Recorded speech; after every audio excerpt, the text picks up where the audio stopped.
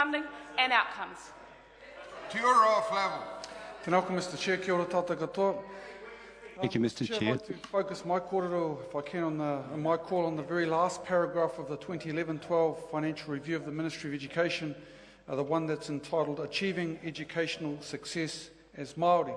And it's probably timely to do so given that there's plenty of international attention given to this issue by the United Nations Committee on the Elimination of Racial Discrimination during its 82nd session in Geneva. Mr Chair, on the 21st and 22nd of February this year, the Government's performance in implementing the International Convention on the Elimination of All Forms of Racial Discrimination was considered. One of the key recommendations from the committee was, and I quote, that the state party consider strengthening its special measures to increase the level of educational achievement of Māori and Pacifica children, in particular by focusing its measures at addressing the root causes of absenteeism and the high dropout rates in schools. Mr Speaker, we know that Māori students make up about 22% of the total school population, and that is a very significant reason on its own, let alone the treaty argument that I could suggest in the protection of all of our taonga, one of them being tamariki, the upholding of the Article 3 citizenship rights and the requirement of Article 1 for an effective and responsible government. So, Mr Chair, it's pleasing to see in New Zealand's report to the United Nations that support from family and whānau can influence educational achievement. Whānau are more likely to feel alienated from the mainstream schooling system and less likely to engage with educators due to their own negative educational experiences of schooling. So engaging whānau and parents in ways that supports the children's learning is definitely a priority, as I understand it, for the government, and the Māori Party absolutely supports that.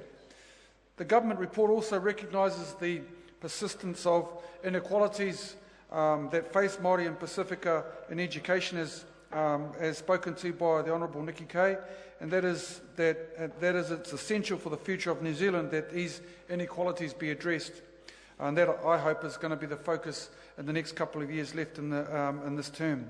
So with all of that good intent, there are some things that we need to address, and it's pretty disheartening that in a few pages on, from the reference I made earlier, that we read that 74% of European students leave school with National Certificate in Education, the NCEA, at level 2 or above. Less than half of Māori students, 47.8% to be precise, enjoy that same status.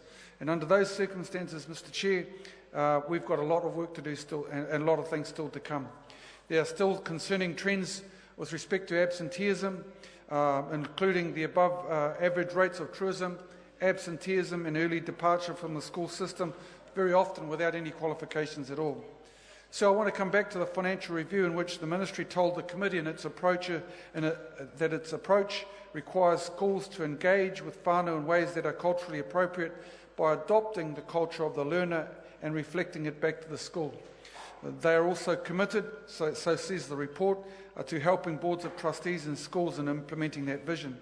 Mr Chair, under those circumstances, we need to know then how effectively and actively is Tātai Ako, the guidelines on cultural competency, being implemented. This is a program that was developed through the relationship between the Māori Party and the National Party. It has plenty going for itself. It was developed over a year ago, and yet we still need to have the full implementation of that particular program. Mr Chair, to highlight the whole involvement of whānau within the education system, I want to bring to the attention of the House the one particular kura called Te Pihipi Ngā Kākano Mai Rangi Ate, Kura Kaupapa Māori. It's located in New Plymouth. It was a part of a kura that, in fact, was the kura that my wife and myself were associated when it first started. It celebrated 20 years last year, Mr Speaker, and like many other kura, what came about was that the first 2 years of that kura was very much, in fact, without government funding whatsoever. It didn't have any.